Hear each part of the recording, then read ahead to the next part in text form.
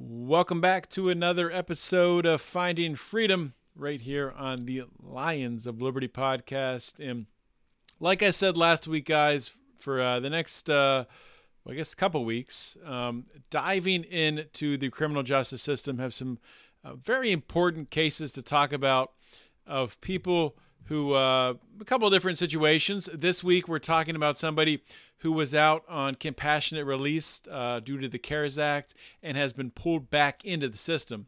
And I really, really want to encourage you guys, when you're listening to this, after you listen, please go to the show notes page for this episode at lionsofliberty.com.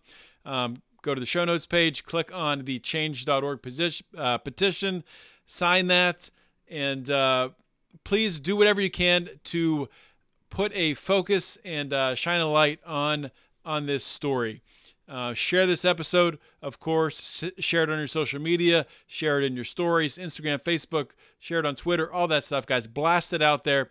This is very important stuff. So wanted to make that very clear that we really got to ramp it up for today's episode, and you will learn why very shortly. Next, a reminder, if you haven't subscribed to this podcast feed, then please do it. I don't know why you wouldn't. We have 3 great shows every single week, starting with Mark Claire on Monday. It's debate month. It's debate month on Lions of Liberty's flagship program.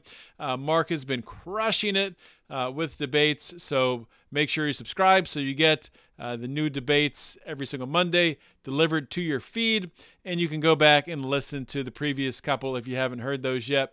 Every Wednesday is Electric Liberty Land. Brian has been crushing it, tearing in to the mainstream narrative, the COVID narrative, ripping it apart, talking about current events, all that good stuff. He's had some great guests on too fairly recently, so everyone's been killing it at Lions of Liberty. I'm a little biased. I kill it every week, but Mark and Brian too. I really think we've been bringing our A game, so if you're not subscribed by now, I don't know what you're doing with your life. So, and if you are subscribed, you're like, what else can I do to help? Go join our Patreon, patreon.com/Lions of Liberty. Get access to all those early debates that Mark does. You get early access on some of my shows when I post them early. You get early access to Degenerate Gamblers, starting back up with football season. Coming up in the fall, we're going to be starting back up Degenerate Gamblers. You get Conspiracy Corner when that is published with the Conspiracy Crew. Incredible content we have, plus all the merchandise, all the conference calls, and all the other stuff that we do. Well, our Patreon program is insane for all the free stuff we give you. It's the best out there. You cannot beat it. Patreon.com/Lions of Liberty. Let's get into the show. We are born free, and we will die free. The time in between, though, that's complicated. In that time, governments, institutions, and our egos will limit our ability to find true freedom in this life. These are real stories of real people overcoming the odds, persevering in justice, and unlocking their potential. Welcome to Finding Freedom. Here's your host, John Odermatt. Okay, today on Finding Freedom, I'm joined by Ricky Gonzales. Ricky is here to advocate for his fiancé, Raquel Esquivel. We'll get into the details of her case and what happened. Just to give like a high-level overview, after being a model inmate and serving 11 years of a 15-year sentence in April of 2020, Raquel was released under the CARES Act, and she was reunited with her 3 children. She actually was granted custody of her 2 older children in March of 2020, and in May 2020, she was hired and started working for T-Bar Drilling and got great reviews from that employer throughout her time there. Because she was released during the CARES Act, she had to wear a ankle monitor and all that stuff and wasn't allowed free movement. And was required to report in constantly with the halfway house and all that stuff. In May of this year, 2021, she was violated from the CARES Act by the BOP, charged with escape, and the claims were that she wasn't checking in. We'll get into the details of what they said with Ricky here, but wasn't checking in on the job site in whatever she was supposed to do there. So Raquel currently is 6 months 6 months pregnant, and they've taken her back into prison. So Ricky, welcome to Felony Friday. Oh, welcome, John. Thank you for having me here.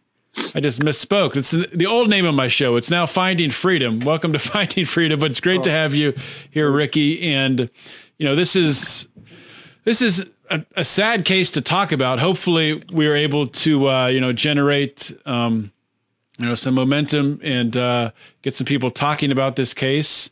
It's tough to talk about something like this, but the only way to actually get the word out there, to let people know this thing is happening, because it's happening more and more frequently with the CARES Act, and I think we'll continue to, is to talk about it. So, Ricky, maybe if you could just start out just talking a little bit about yourself and your relationship with Raquel and how you guys met.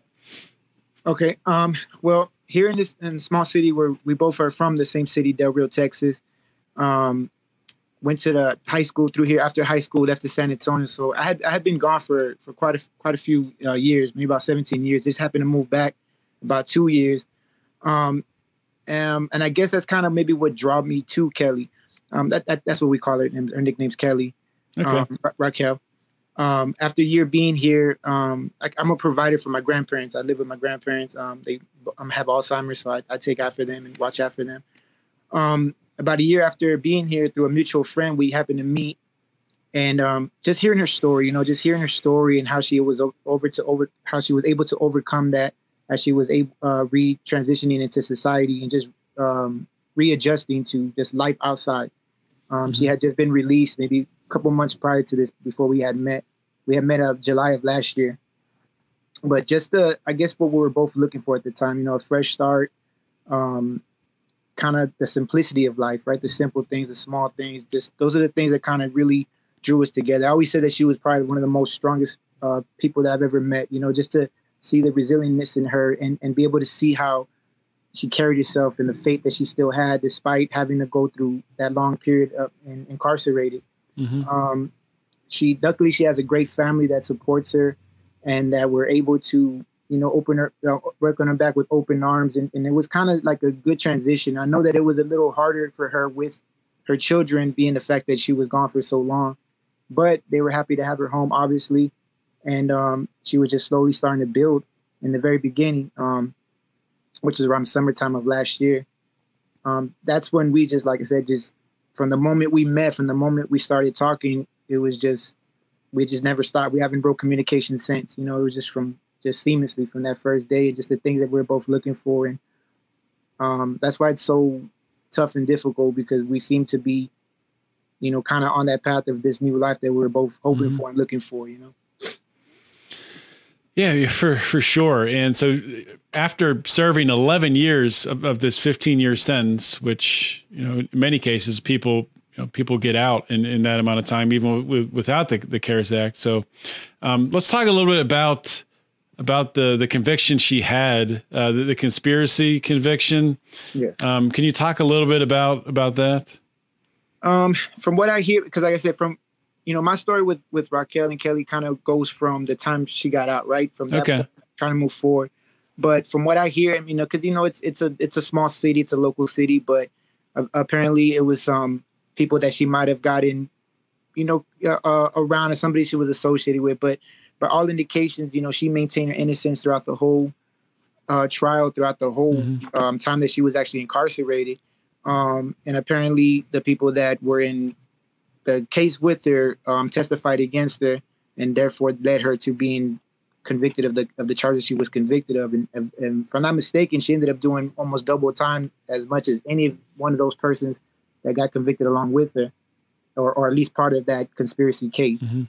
So she definitely doubled up the time without even physically being present with any of the stuff that they were accusing her of, as far as the smuggling was concerned, Yeah, and that's how it works with these conspiracy cases. Yes. Is they'll use the people who plea, against Raquel taking it to trial. The trial, yes. And there doesn't need to be any evidence. And I mean, people who aren't familiar with this, they hear it, they're like, what? That's crazy. You have to have some evidence. You need nothing.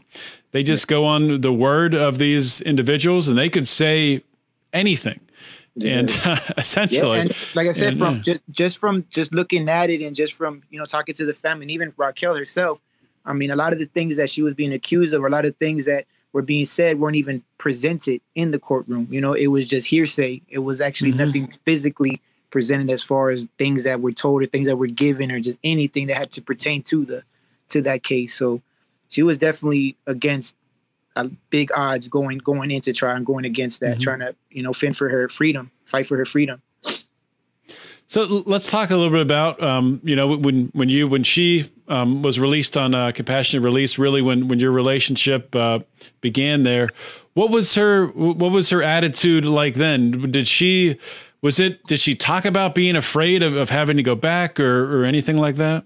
I mean, maybe like in not necessarily afraid of going back, but she was definitely afraid of putting herself in any kind of position, right? And I think that's why, as tedious as it was for to make all these different check-ins and all the UAs and just anything that she had to abide by, she definitely made sure she went above and beyond. And I mean, she would always say, like, I'm just scared. I'm scared of any kind of trouble. I don't want anything to, I just want to enjoy my freedom. I just want to enjoy my life. I just want to move forward. But I know that there was definitely, I mean, you could imagine right after being the 11 years, that hesitance, or not hesitance, but just that uneasy feeling, right, of something can go wrong. So she definitely went above and beyond and not put herself in any kind of position for that to happen.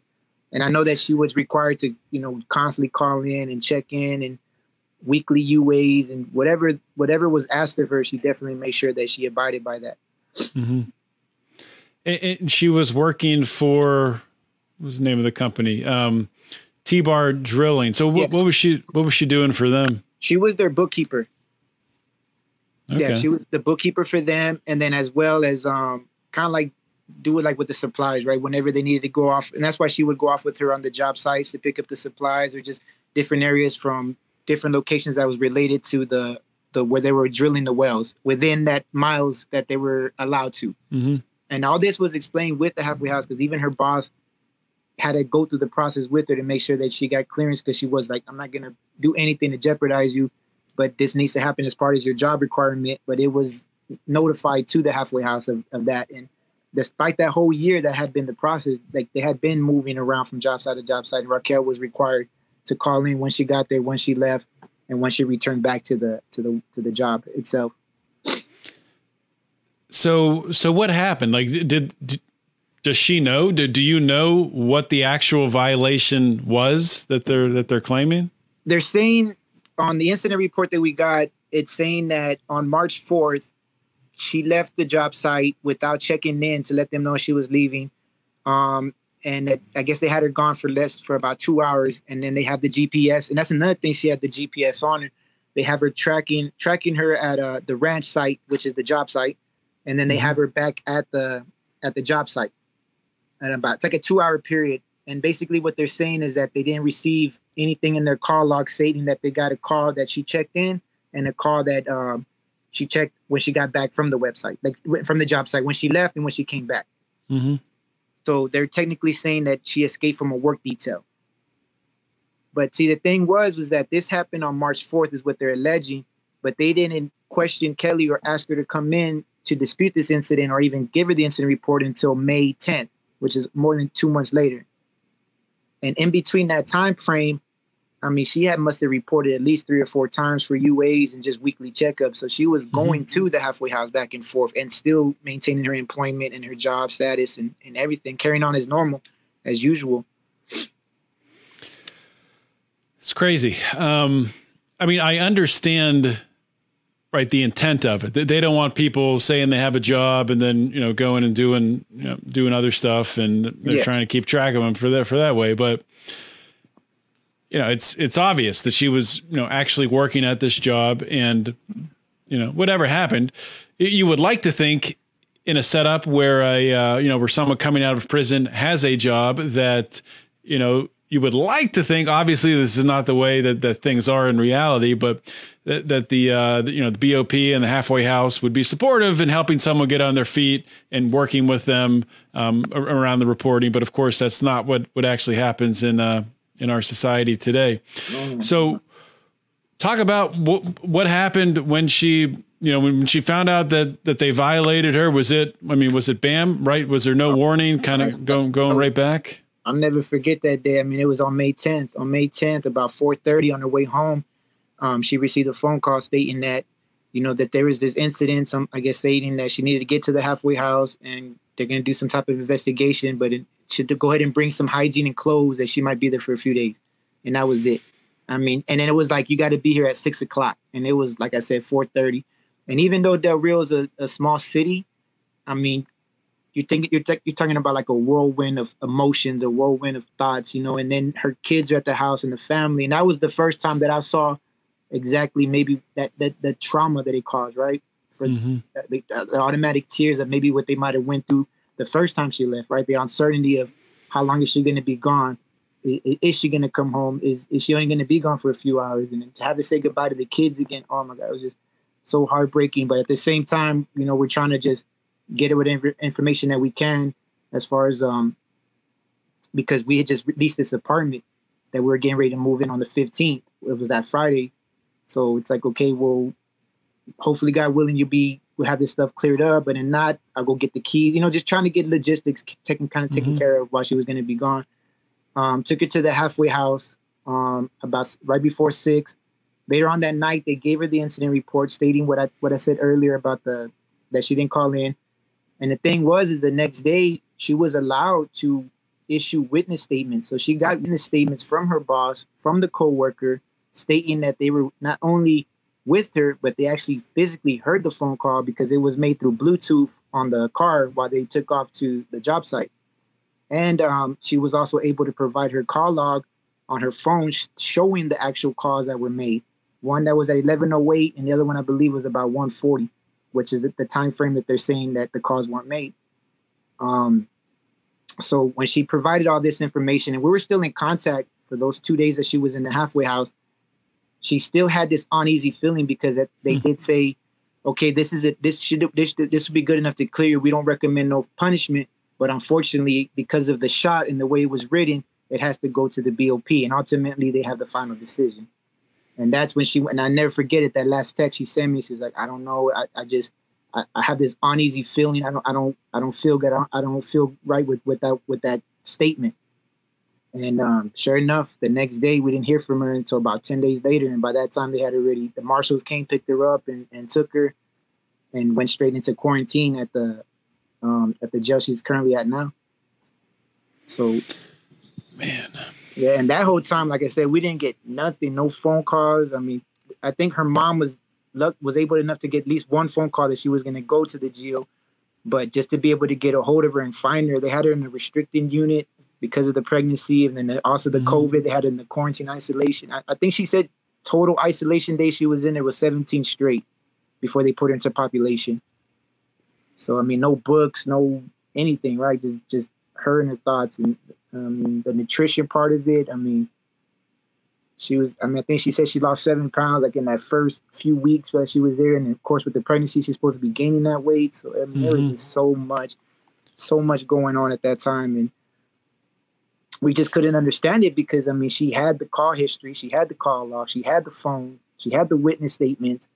I mean, everything that basically states that she was there. And even her boss was like, I paid her for those hours. She's on the clock. I was with her. How can she be labeled as escape? How can she escape when she's with me?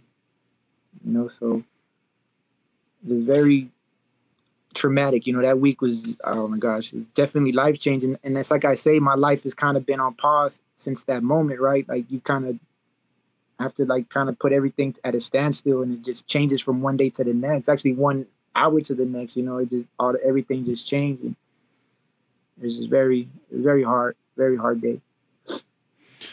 I'm sure. I mean, I can't even imagine it. You were just talking about,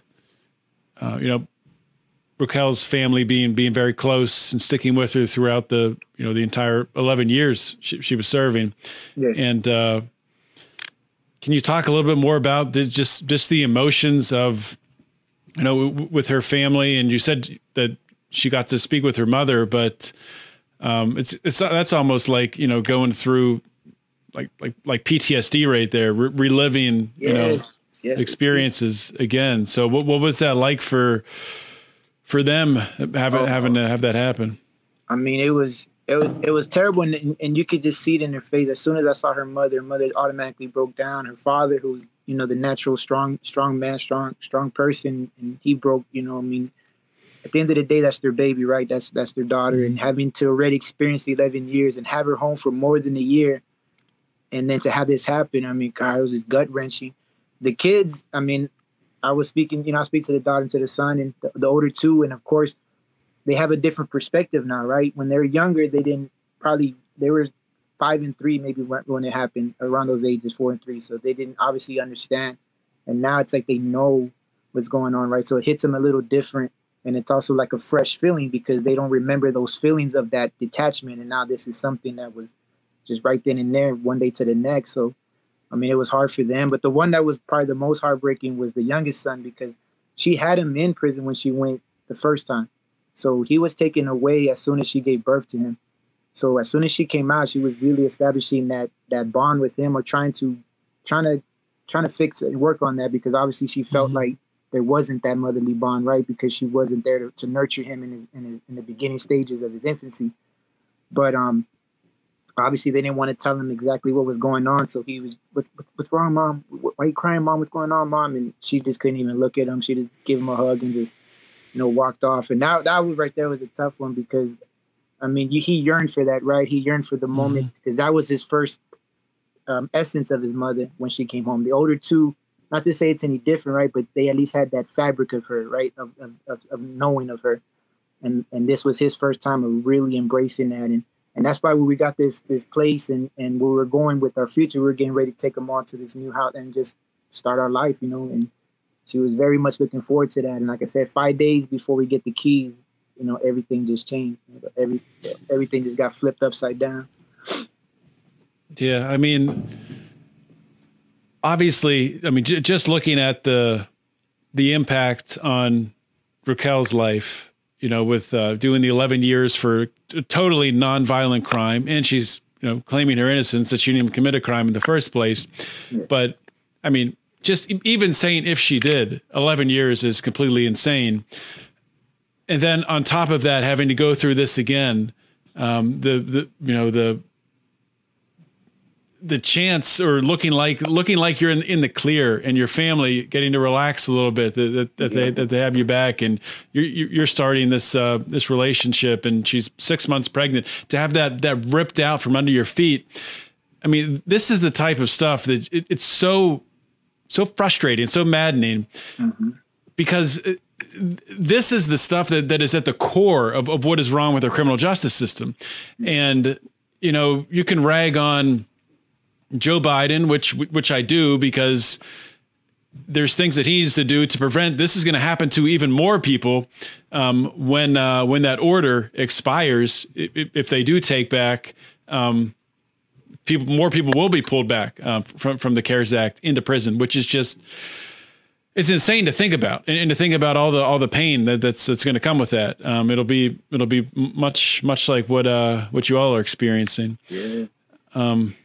Because I think not when it doesn't touch you, right, you don't understand that it goes beyond the inmate and the prisoner, right? The families, the kids, the loved ones, everybody that's involved. And I guess seeing that firsthand now, and like I said, thank God, I was kind of lost. We were all lost in the very beginning. We had nowhere to turn to, different ages. Everybody just kept shutting doors on us. Like, we can't give you information, can't give you no kind of information. I mean, we had no idea how or why she was going to be in there, how long she was going to be in there, anything. And just happy to just something telling me that there's something else to this, right? This has got to be something going on. So just late night Googling and searching, that's when I came across Lynn Espejo's, the Forbes article. And I listened to a podcast that she was on, and sure enough, when I heard her story and how similar it was, the way that they violated her, how they enticed her to get back to the halfway house and then took her to the marshals took her, I was just like, okay, this seems very similar. Maybe I could reach out to her and maybe she'd be willing to help or at least give me some type of information. And oh my God, I mean, she was able to really, really been a major help in this fight for Raquel. I mean, she's really advocated so much for her and just kind of opened me up to this world of just that this is happening to so many people, right? Mm-hmm. And so many other people out there living in fear or might not even have the access to know who even to look for help or to fight or be able to speak out, you know? That's what kind of like really just opened my eyes to this whole, the system itself and how they sometimes can bury you. They bury you in there so you don't have any kind of access to nobody and you kind of get swept away. Next thing you know, you're back in your original prison and you've already been sanctioned. You know, it's already too far gone to do something. So it's definitely, it's egregious, you know, just the whole system itself definitely is. That's a good word for it.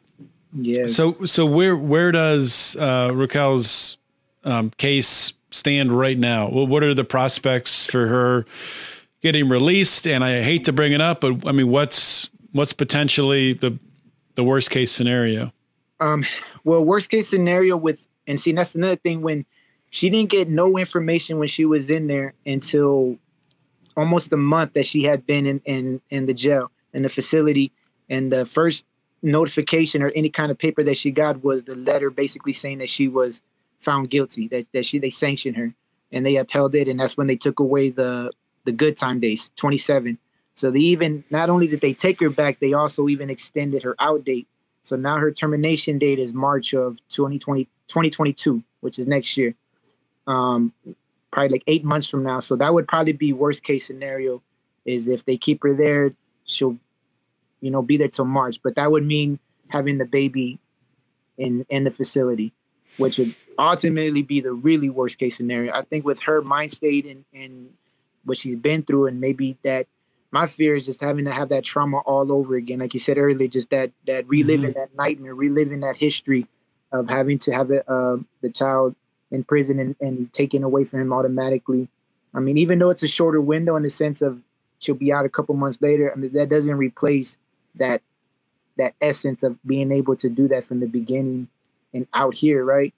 So how does that even, sorry to interrupt you, but having a baby in prison, I'm not even familiar with this. So she had the baby in prison, like how much time would she be able to spend with it? How does that even, how does that work? This was the, like I said, like this kind of opens up those old wounds, right? Because she was speaking out as this process has been going on. And I learned some things that we never even got to discuss. And maybe it was because of things that she didn't really want to touch on, but apparently when she gave birth, she was handcuffed to the bed. Yes. I mean, restraint. I think now there's a rule in place where they don't do that no more. But at this time period, they still did that. So she was actually physically handcuffed, gave birth. And she said that usually at that point, it by protocol depends on kind of like the guards or just the detail that they might give you a little opportunity to maybe hold him for a little bit.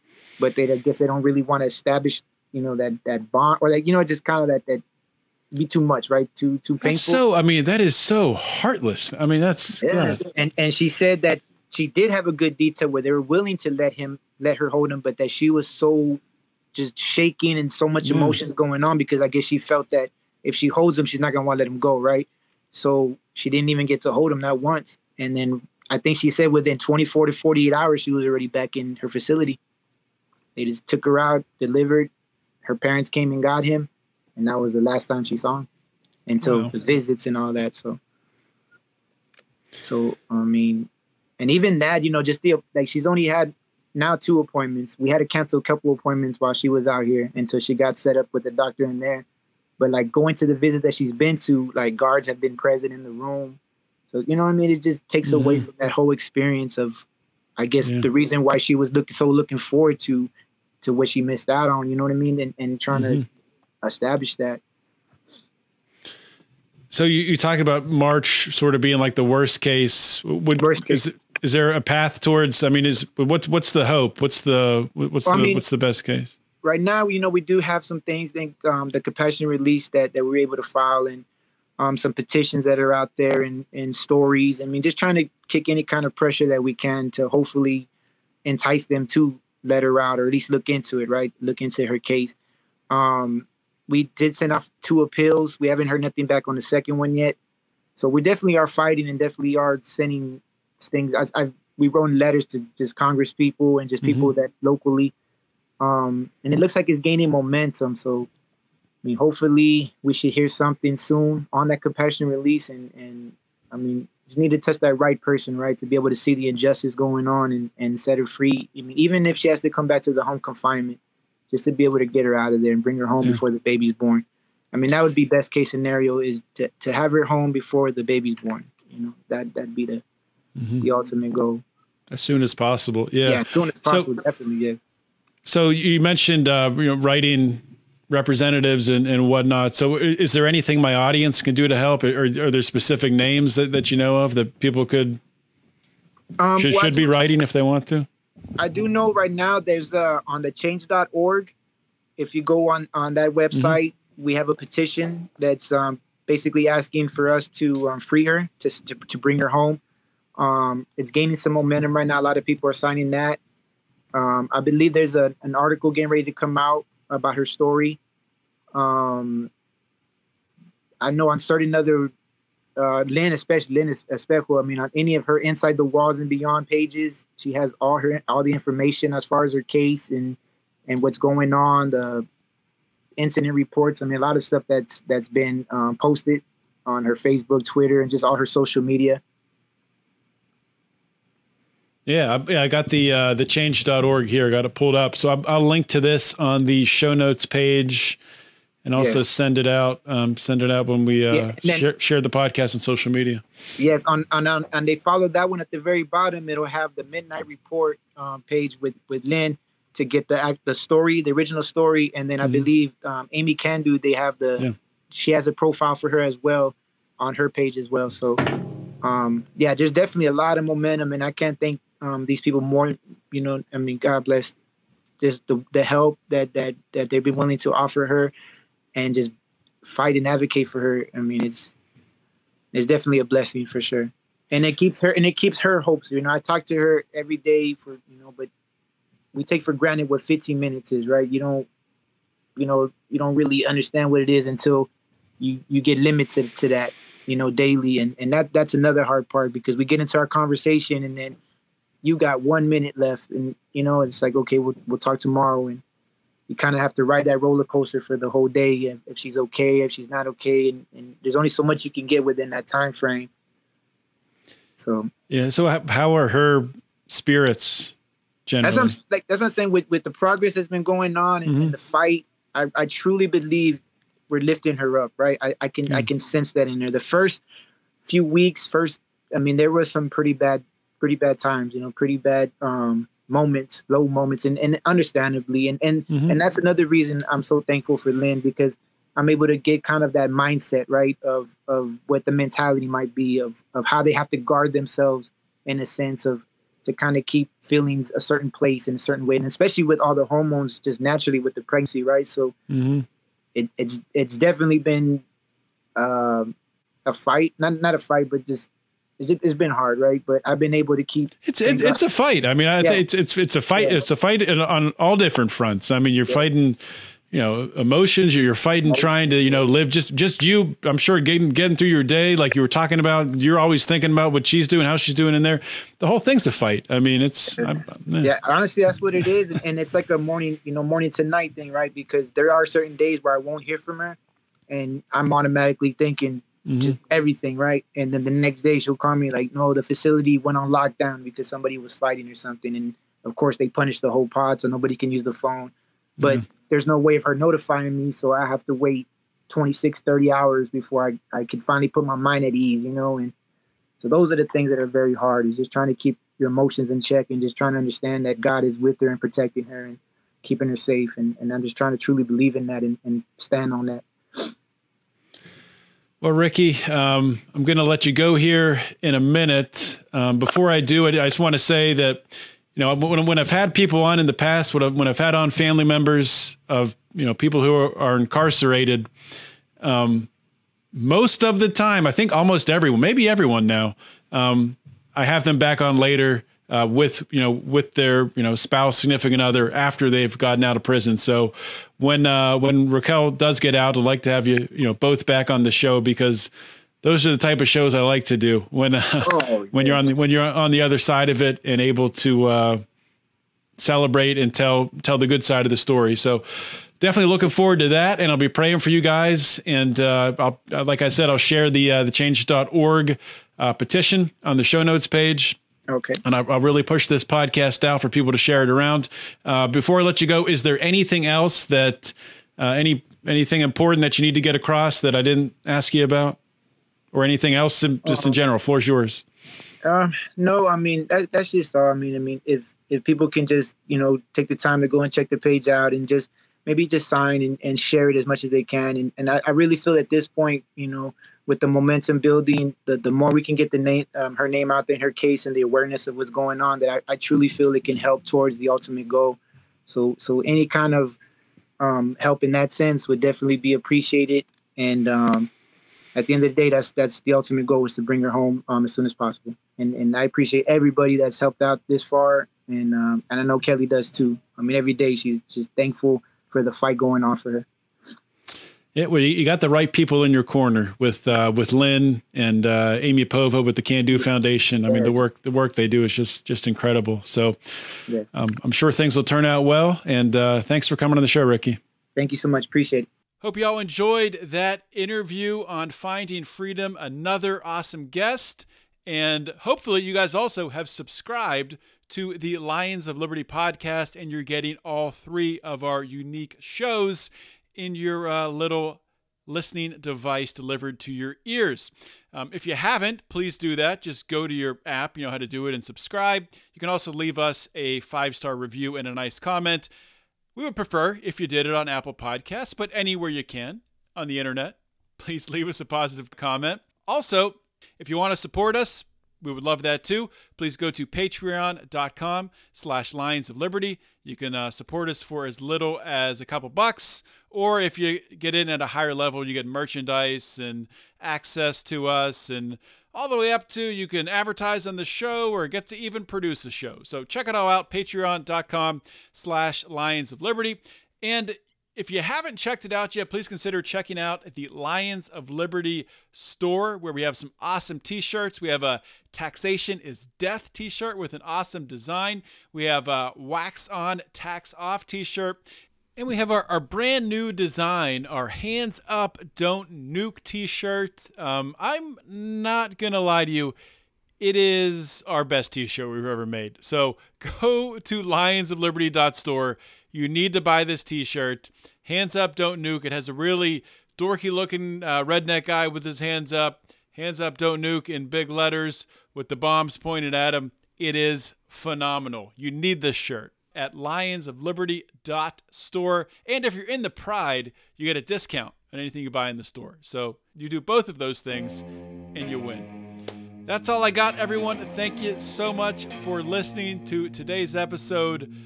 This is John Odermatt signing off. Always remember to keep your head up and the fires of liberty burning.